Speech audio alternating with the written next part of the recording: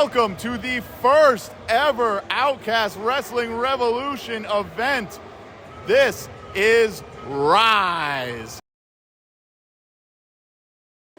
As almost like auditions, if you will, these are some of the hottest up-and-coming talents on the independent wrestling scene. And here we have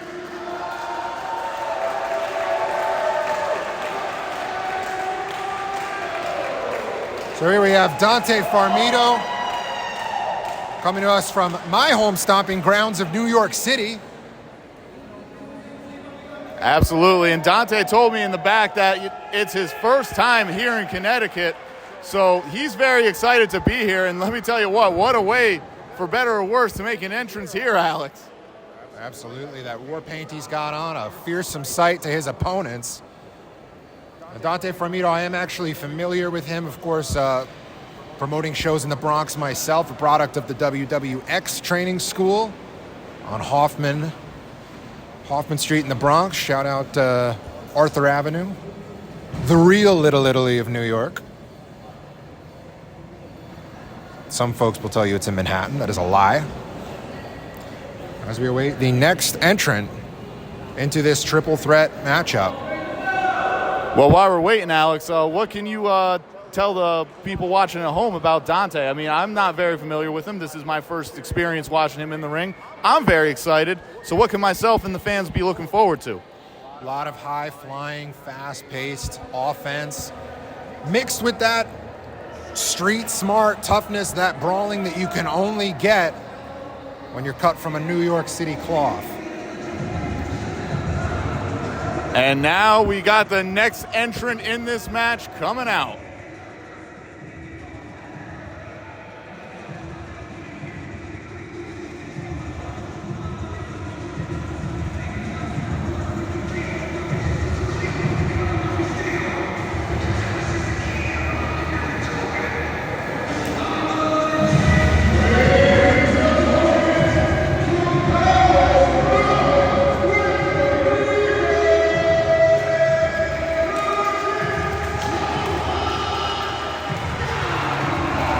And Matt, how's this for a surprise?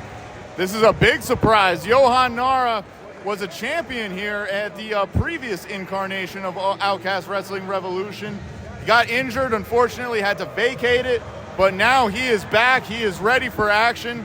And let me tell you what, Alex, I've seen a lot of Johan Nara over the past few years. This is a guy that can do it all. He's a striker. He can chain wrestle. He can fly when he wants to. Extremely well-rounded. Very excited to see what he brings to the table tonight. Absolutely. Johan Nara, I've been very impressed by his work, as you said, in previous incarnations of OWR. And we can only imagine that a win here on the pre-show tonight could be the first stepping stone back into title contention.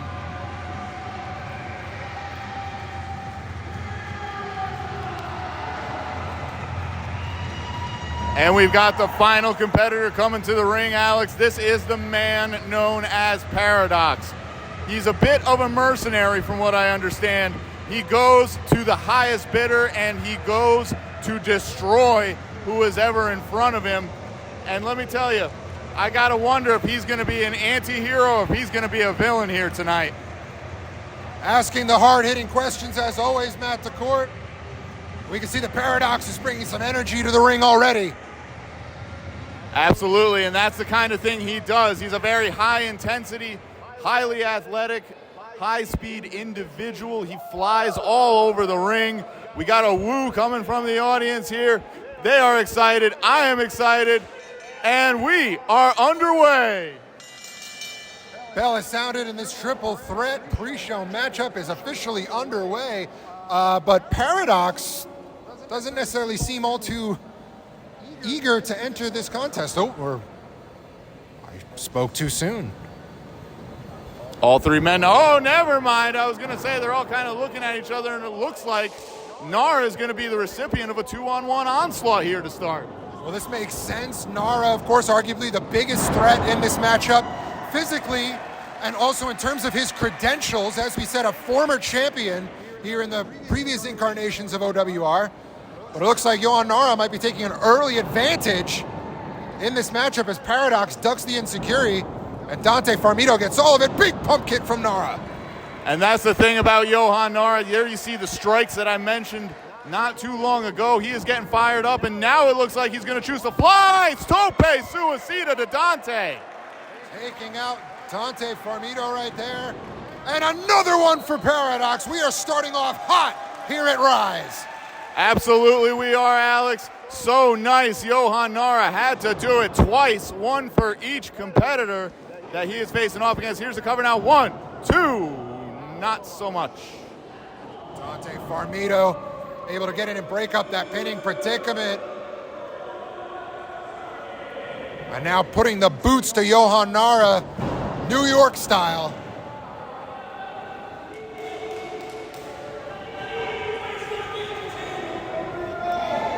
Looks like Dante Farmito potentially looking for a suplex, but not if Paradox has anything to say about that.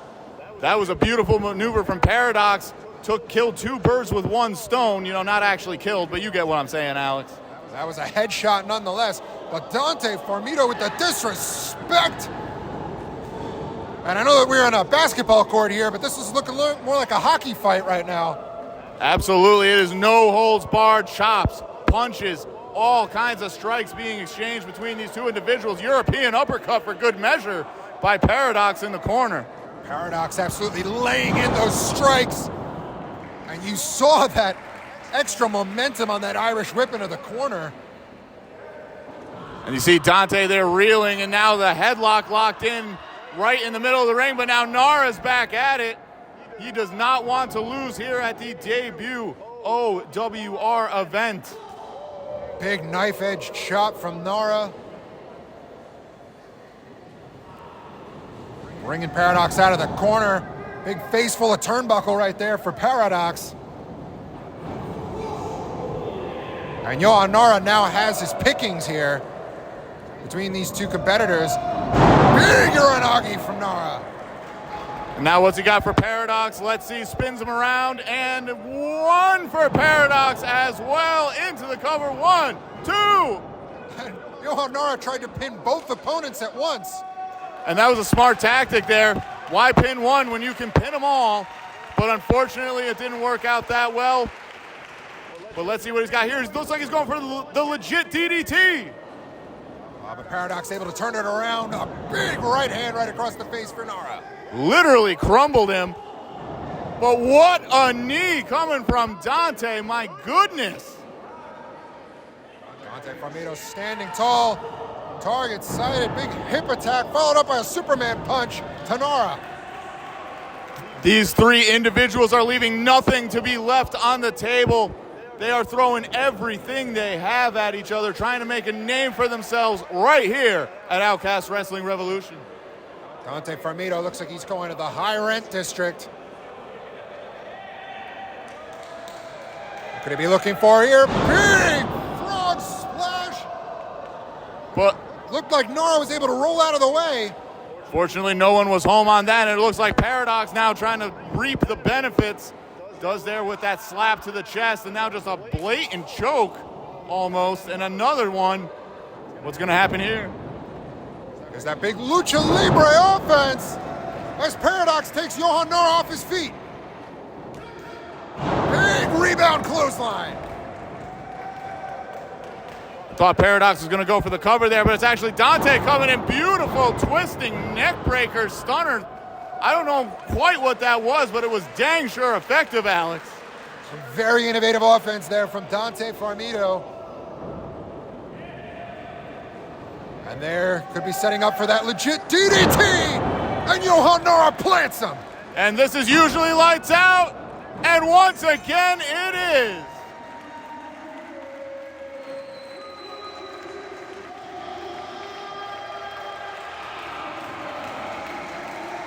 And Alex, Johan Nara picking up a big victory here at the inaugural Outkast Wrestling Revolution event. Beat 2 very tough, very strong, very well-versed competitors. And that is a way to kick things off right here at the debut show. The legit one living up to his nickname. And as I mentioned earlier, this could be that first stepping stone on Johan Nara's path to redemption his path back to title contention. And we've got more coming your way. We've got championship matches up and down. This is going to be a good one, Alex. I'm very excited. Folks watching at home, strap yourselves in. We've got more coming your way.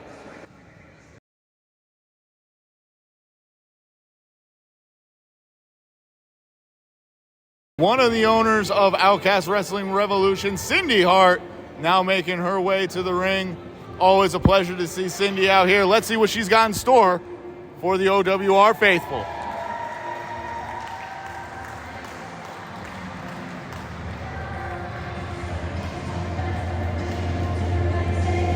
Is that a shiny new championship belt I see?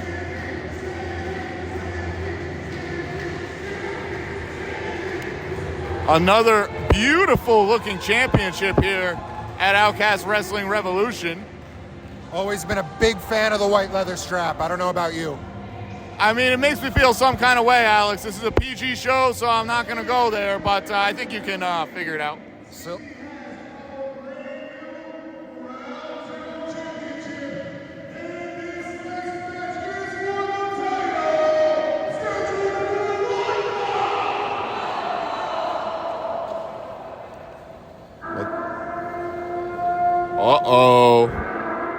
Uh-oh, Alex.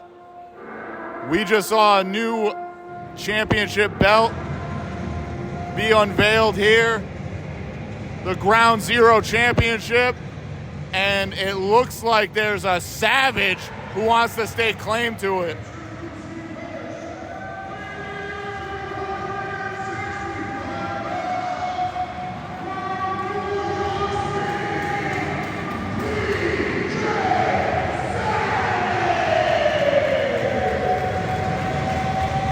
we saw PJ Savage just gestured to that brand new Ground Zero Championship across Cindy Hart's lap.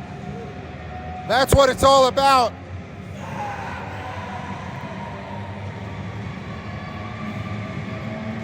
The final round of our tournament to crown the new Ground Zero champion.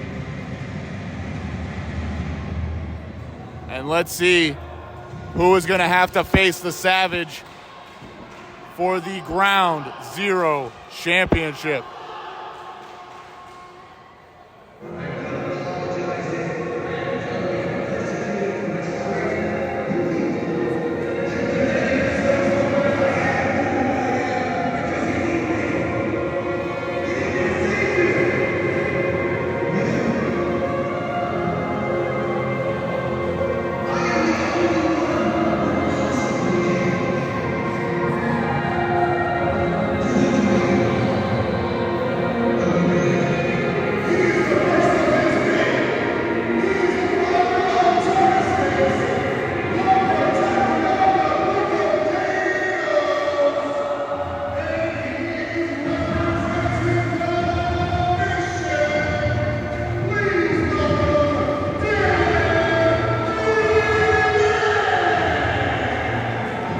And Alex, this is a guy that I am very familiar with in the 5+ years I've been in the business.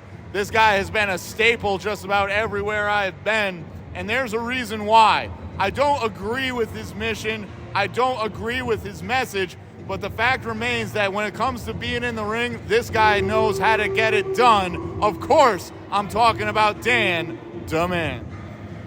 Well, that was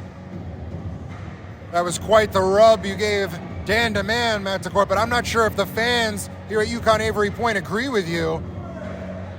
Hearing some boos as Dan Da Man making Ref Bill hold the ropes open for him. I mean, Ref Bill is a veteran unto himself. That's disrespect in the highest degree. Absolutely it is, Alex. Ref Bill is one of, and I might be a little biased, but I think he is the best referee out in the circuit right now. And just to make him sink to that level to open the ropes, like, that's the kind of guy that Dan is, though. And you can hear the crowd thankfully letting him know just how they feel about him. And we see Dan Da Man holding that book of Danos up high, his sacred text, his mission statement, if you will. See what I did there? I did, Alex. That was actually, I think I might steal that one from now on. That was very good. But again, once again, I do not agree with the mission statement. I do not agree with the mission. But one thing I think we both can agree on, Alex, is that no matter what his mission is, he has a very, very tough, angry, powerful man in front of him here tonight for this Ground Zero championship. Well, I have to say, Matt, as the card was being announced for this event, this match in particular stood out to me as a potential show stealer. I mean, you've got two pillars, one of New England, the other of New York City. Two very hard-hitting, but two very intelligent men when it comes to the squared circle going at it. I personally cannot wait, and we're going to start things off with a collar and elbow tie-up. But Dan DeMan going to get the better of that exchange. Absolutely, and that's the thing. Dan DeMan, oh my God, there you see a slap and an elbow there right as Ref Bill was trying to break it up. And a big chop from Dan DeMan, and that's that veteran instinct, but that is the raw power of PJ Savage. PJ Savage is someone who was brought up on the streets of New York City. He is mean, he is hard-hitting, he takes crap from nobody. And Dan DeMan got a powder to the outside. PJ Savage asking the fans if they want to see something savage. And the big man was gonna fly, but a little bit of Dan DeMan playing possum there. And once again, Alex, that just goes to show, again, I'm just trying to be unbiased here. That is just the veteran prowess of Dan DeMan. Beautiful single leg drop kick. But this is the problem with Dan DeMan. He plays to the crowd. He wants to get the crowd riled up, and he should not be doing that because all that's gonna do is make angry a man that you do not want to make angry. Big neck breaker there from Dan DeMan. As these boos raining down from our crowd. We're out in Connecticut, and another big neck breaker. And that's the thing about Dan DeMan. He basks in the crowd's hatred of him. It almost like it fuels him. I'll never understand it, but I'll never understand Dan DeMan, so it is what it is, I guess, my friend. Dan DeMan using that count to just inflict as much damage to PJ Savage as possible. It's not often that you get PJ Savage in this kind of position, so when you do, you want to milk it and inflict as much damage as possible. But as you mentioned, Alex, once you get PJ Savage in that position, it's very hard to keep him there. He is back on his feet, and he is charging like a bull. But Dan DeMan says ole and cuts him off at the pass, and he is once again in control. And here you see Dan DeMan, that veteran expertise. He is slowing this match down to his pace, taking that explosiveness of PJ Savage and channeling it to his will. Absolutely, he is. Dan DeMan now starting to be a little more methodical with the pace, which is very smart because you just want to stay on a guy. But once again, PJ Savage showing that savagery, just breaking away from Dan DeMan, throwing those big right hands, laying in the onslaught. You're looking at a man who is trained in Gleason's gym, a gym not only known for pro wrestling, but boxing as well. But once again, Dan DeMan finds it in himself to get back in this match, and it looks like he's got a cover here. 1, 2. Only a 2 count from referee Bill Thompson. And again, see Dan DeMan getting into it with the fans. He needs to stay on PJ Savage if he wants to grind him down. He absolutely does. And that's the thing. He's basically sticking his hand in a hornet's nest by trying to slap PJ Savage right here. And now the Hornet is angry and he is coming out hot. But Dan DeMan starting to fire back as well. This has been an incredible back and forth match. PJ Savage, you're talking about a man who's been in the ring with Homicide, Colby Carino, Bobby Lashley. If you think he can't hit with the best of them, you are sadly mistaken. And he showed it with that huge headbutt. And he definitely used his head on that one, Alex. You see what I did there? Yeah. And let me tell you, both men are down, and the crowd is loving it here at Outkast Wrestling Revolution. Ref Bill has initiated the count, both men down. As PJ Savage looks like he's going to be the first one to his feet, able to just use that last ounce of strength to drag his body atop Dan DeMan's, but it's not enough for that 3 count. Not yet, and that's the thing. Dan DeMan, as much as I hate to admit it, very resilient. And PJ Savage back to that vertical base. Stalking Dan DeMan. Oh, but see, Dan DeMan once again playing possum. A big stomp to PJ Savage. Cover. PJ Savage able to kick out, and I think that split second that Dan DeMan needed to take to roll PJ onto his back may have cost him. I agree, Alex, and that's the thing about Dan DeMan, but when he gets frustrated, he tends to resort to underhanded tactics to gain the upper hand back. So that's something that Ref Bill, that's something that everybody's got to keep an eye out for here. Dan DeMan winding up, looking for something big. PJ catches him. Could be looking for that big full Nelson slam. But Dan DeMan, like an eel, able to slip out. Oh, low blow, but Ref Bill didn't see it. Big swinging neckbreaker from Dan DeMan. Could this be it? And it is.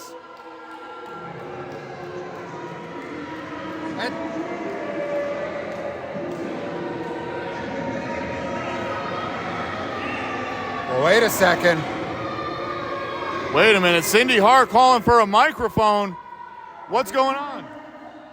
I think even though Ref Bill didn't see that low blow, Dan DeMan forgot that Cindy Hart was right at ringside.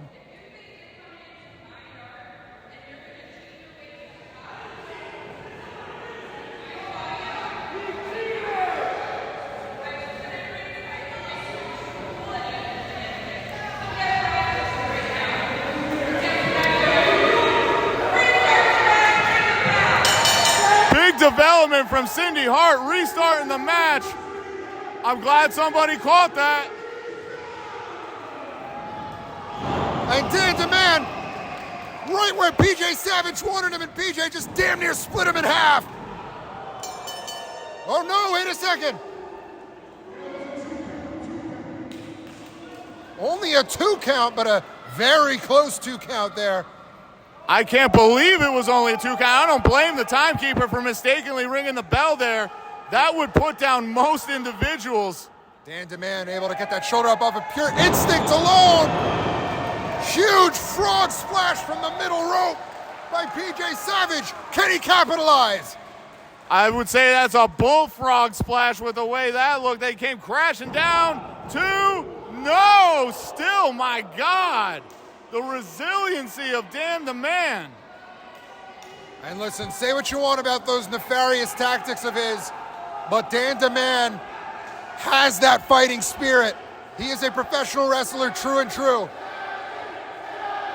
And you hear the crowd firmly behind PJ Savage trying to will him to victory, but he runs into a big boot. Dan DeMan again baiting him. Meteora from the middle rope by Dan DeMan. Right into the cover, 2. But PJ Savage kicks out at the last possible second, my God.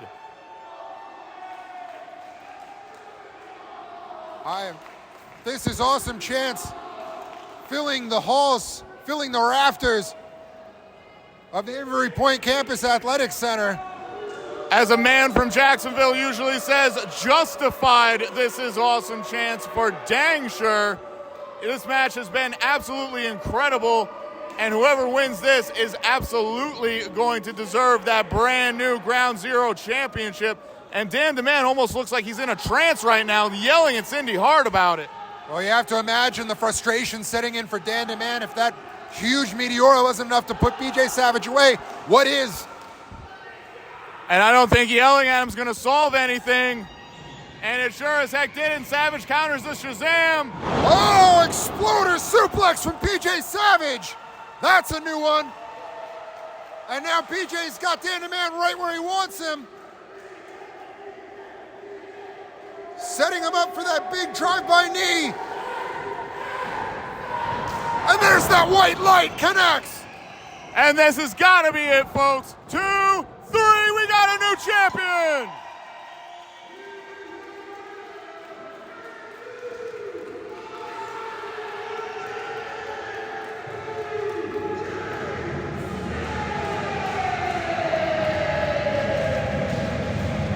And Alex, we have a Savage Ground Zero champion here at Outkast Wrestling Revolution.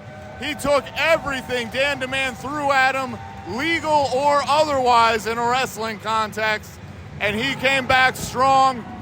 Cindy Hart, you got to hand it to her for catching on to Dan's schemes, and that was an absolutely incredible championship match.